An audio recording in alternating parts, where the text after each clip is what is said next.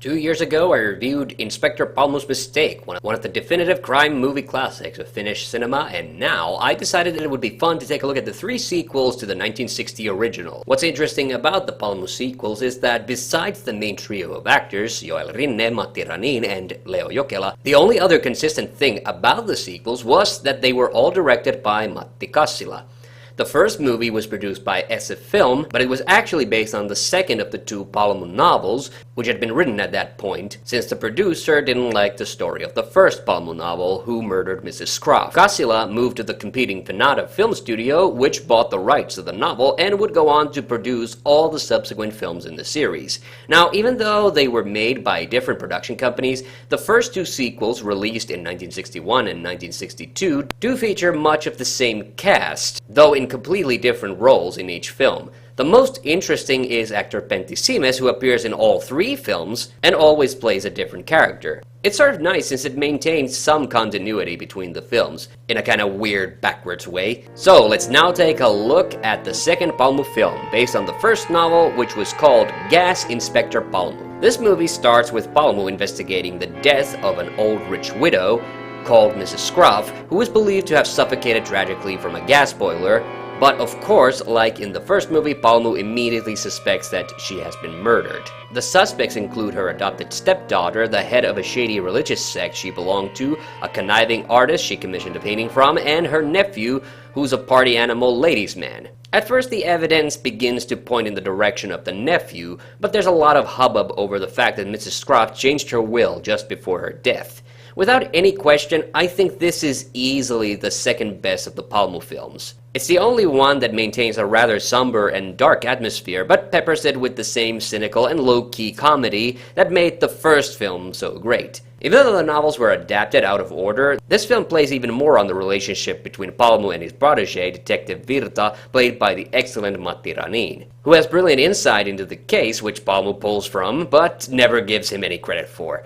Because Virta comes off so much more like a rookie in this film, it's always very tempting of me to look at this as the real first chapter in the series. However, I do have to admit that the story gives the game away about who the real killer is way too early. It might be just because the first film had way more suspects, but this time I think they fumble the mystery a bit, and the end conclusion is almost a little too convenient. My only other gripe with the film are the comical interludes that are designed to play like a silent movie, this film being set in the 1930s. They are fun, but the piano theme really annoys me, especially when they start using it outside these little scenes. I really did think that the first film's soundtrack was much better. But still, I'd rank this at least a 4-star film. Then came Stars Will Tell, Inspector Palmu. This movie was in fact based on a Palmu novel, but author Mika Valtari only wrote it after the first 2 movies were made and on the request of Matti Kassila. Of the black and white entries, I think there's no doubt that this is the weakest of the films, but that's not to say it's a bad movie. However, it marks a very sharp tonal shift in the series, which honestly just causes it to lose the gravitas of the first 2 films. This time, the film is actually set in the 1950s and concerns the police discovering a body on a hill in Helsinki. However, a reporter played by Pentti Siimes also discovers the body, which causes the police all sorts of headaches. In this film, Virta has become the head of the police department and Palmu is now his subordinate.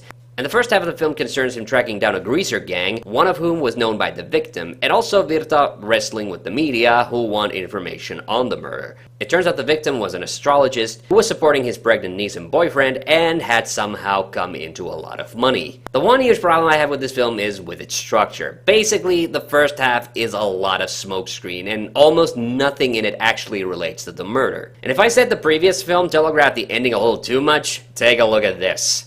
So, who do you think in this scene is the bad guy? Now, like I said, the first 2 Palmu films also had at times a pretty cheeky sense of humor, but they were generally quite serious. Stars Will Tell, however, takes a much more comical turn, with the characters being very, in some cases, ridiculously cartoonish. Now, I don't mind, we still have the excellent main trio, and now having Virta be the head of the investigation changes this dynamic in an interesting way. If anything, I'm a little disappointed that Palmu himself is barely in the film at all, but it's not bad, and does luckily have at least a couple of genuinely good twists.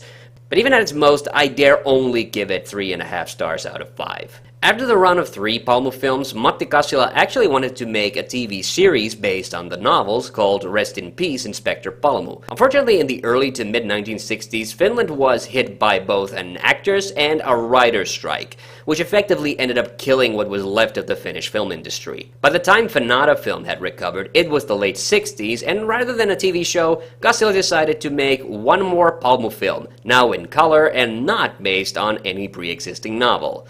This became Vodka, Inspector Palmu, and yeah, this is widely considered the black sheep of the Palmu series. It was set in the modern day, the 1960s, its plot concerns Finnish-Soviet relations, and if Stars Will Tell was a little bit more comical than either of its predecessors, this movie was clearly trying to be way more hip and happening. Now, you guys know me as someone who usually likes the rejected and at times maligned entries of popular film series, so when I say this film really is as bad as its reputation, you know that I'm not kidding.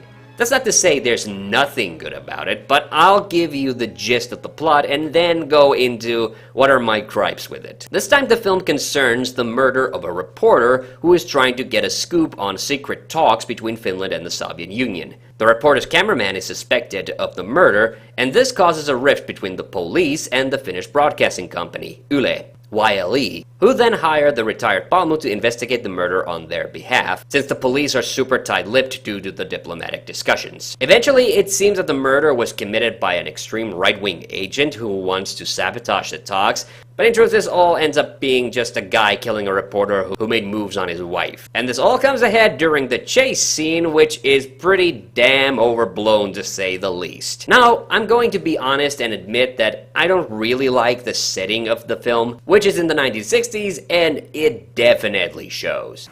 Minä odotan tässä. Missä? Mistä sä soitat? Autosta. Tämä on oikein tämmönen Batman-auto. However, you gotta remember that for the filmmaker's point of view, they were just making a contemporary, not a period film. So I can't really blame the film for being set in its own decade. In fact, I don't even think the story is particularly bad. I think trying to bring in the uneasy relations between the media and the police into the plot again was a bit of repetition, but I actually do think the plot about the Finnish-Soviet relations was an interesting theme, even though in the end it ends up being kind of irrelevant. These things were very controversial at the time because Finland wasn't really in the Soviet bloc, yet we did a lot of business with the Soviet Union, which is where all this Cold War drama is coming from in the film. The plot is ambitious, and one might even say too ambitious, but I don't want to hate on Kassila for trying to make a story like this work. I do have to say that the Finnish media being portrayed as the good guys in this story is a little much, and one thing that always takes me back a bit is that real media people of the day appear in the film as themselves. Like this guy. Playing the head of the Finnish broadcasting company is, well, the head of the Finnish broadcasting company. And the guy he's talking to... Oletteko te neuvotelleet poliisien kanssa? Kyllä, mutta siinä nyt on hiukan kitkaa ja... was a real minister and future president Mauno Koivisto. That aside, the film does something I really hate, which is have Palmu now be married, apparently after he retired. Not to say people don't do that, but it always kind of reeks of Kassila wanting to change the characters from the way they were in the novels. My biggest complaint, however, is that if Palmu was a little absent in the previous film, then in this film it's Virta who is absent for most of it. He's now the head of police and basically on the opposite side to Palmu, and as a result, he's out of the movie for really long periods of time. I really hated this because I love Palmu and Virta's relationship in the previous films, and I also think this film really wastes Matti Ranin's acting talent. To the film's credit, Kokki does join Palmu, and the two have some really funny conversations, plus we do actually see the 3 guys together at the beginning, when Palmu gets held up at customs, and at the end of the film, but this, more than anything else, really breaks the atmosphere of the film for me. That and the musical numbers. Kansojamme johtakoon. Mi työssä käy, aate suuri korkealle nostetaan. Nope, I didn't just show you random clips from a different movie. Apparently, this is a real program that Yle is shooting in the film's story. Yes, the song number in the first film was a bit out of place, but still, somewhat in character, and didn't hold up the movie too much. This part just happens 50 minutes in, and it goes on and on and on. All in all, the fourth movie isn't flat out terrible, but it just lacks the atmosphere and mystery of the first two movies, or the carefree attitude of the third film. It's not really a murder mystery because there really are no suspects for much of the movie. They all just kind of pop up during the last act of the film. It's a mess, but at least it's mostly good and definitely entertaining, and I'd be willing to at least give it 3 stars out of 5, but I do have to chop half a star for that stupid and really long song section. But those are the Palmu films. I really do recommend people checking these out if they get the chance. And as always, I'm Hannu the Hande Mäkinen. See you on the next one.